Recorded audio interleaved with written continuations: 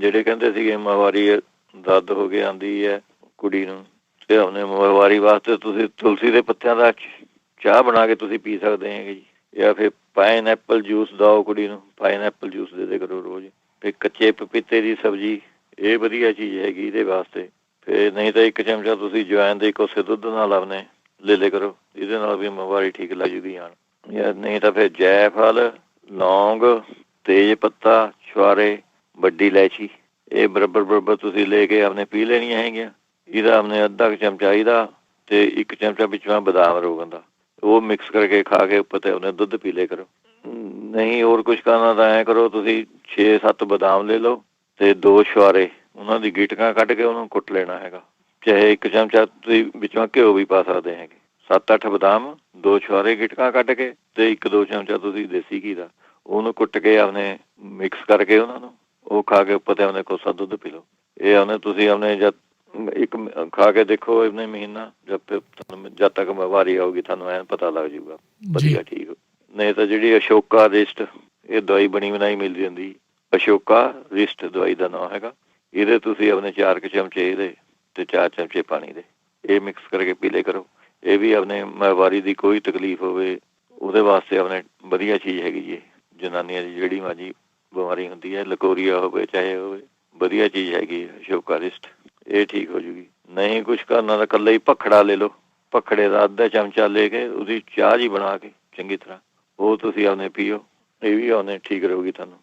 3-4 ਹਫ਼ਤੇ ਲਗਾਤਾਰ ਆਪਣੇ ਇਹਦੀ ਚਾਹ ਜੀ ਬਣਾ ਕੇ ਪੀਂਦੇ ਰਹੋ।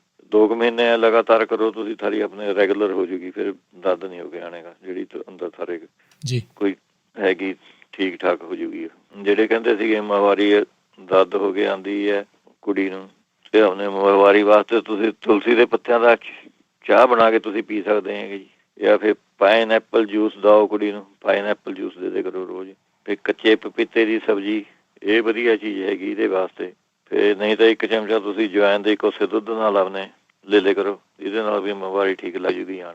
ਜਾਂ ਨਹੀਂ ਤਾਂ ਫਿਰ ਜੈਫਲ, ਲੌਂਗ, ਤੇਜ ਪੱਤਾ, ਛੁਹਾਰੇ, ਵੱਡੀ ਇਲਾਇਚੀ, ਇਹ ਬਰਾਬਰ ਤੁਸੀਂ ਲੈ ਕੇ ਆਪਣੇ ਪੀ ਲੈਣੀਆਂ ਹੈਗੀਆਂ। ਇਹਦਾ ਆਪਣੇ ਅੱਧਾ ਕੁ ਚਮਚਾ ਇਹਦਾ ਤੇ 1 ਚਮਚਾ ਵਿੱਚੋਂ ਬਦਾਮ ਰੋਗਨ ਦਾ, ਉਹ ਮਿਕਸ ਕਰਕੇ ਖਾ ਕੇ ਉੱਪਰ ਤੇ ਉਹਨੇ ਦੁੱਧ ਪੀ ਲਿਆ ਕਰੋ। ਨਹੀਂ ਹੋਰ ਕੁਝ ਕਰਨਾ ਤਾਂ ਐਂ ਕਰੋ, ਤੁਸੀਂ 6-7 ਬਦਾਮ ਲੈ ਲਓ ਤੇ 2 ਛੁਹਾਰੇ, ਉਹਨਾਂ ਦੀ ਗਿਟਕਾਂ ਕੱਢ ਕੇ ਉਹਨੂੰ ਕੁੱਟ ਲੈਣਾ ਹੈਗਾ। ਚਾਹੇ 1 ਚਮਚਾ ਤੁਸੀਂ ਵਿੱਚੋਂ ਘਿਓ ਵੀ ਪਾ ਸਕਦੇ ਹੈਗੇ। 7-8 ਬਦਾਮ, 2 ਛੁਹਾਰੇ ਗਿਟਕਾਂ ਕੱਢ ਕੇ ਤੇ 1-2 ਚਮਚਾ ਤੁਸੀਂ ਦੇਸੀ ਘੀ ਦਾ, ਉਹਨੂੰ ਕੁੱਟ ਕੇ ਆਪਣੇ ਮਿਕਸ ਕਰਕੇ ਉਹਨਾਂ ਨੂੰ ਉਹ ਖਾ ਕੇ ਉੱਪਰ ਤੇ ਆਪਣੇ ਕੋਸਾ ਦੁੱਧ ਪੀ ਲਓ। ਇਹ ਉਹਨੇ ਤੁਸੀਂ ਆਪਣੇ ਜਦ ਇੱਕ ਖਾ ਕੇ ਦੇਖੋ ਇਹਨੇ ਮਹੀਨਾ, ਜਦ ਤੱਕ ਵਾਰੀ ਆਊਗੀ ਤੁਹਾਨੂੰ ਐਨ ਪਤਾ ਲੱਗ ਜਾਊਗਾ ਵਧੀਆ ਠੀਕ। ਨਹੀਂ ਤਾਂ ਜਿਹੜੀ ਅਸ਼ੋਕਾ ਰਿਸਟ, ਇਹ ਦਵਾਈ ਬਣੀ ਬਣਾਈ ਮਿਲ ਜਾਂਦੀ।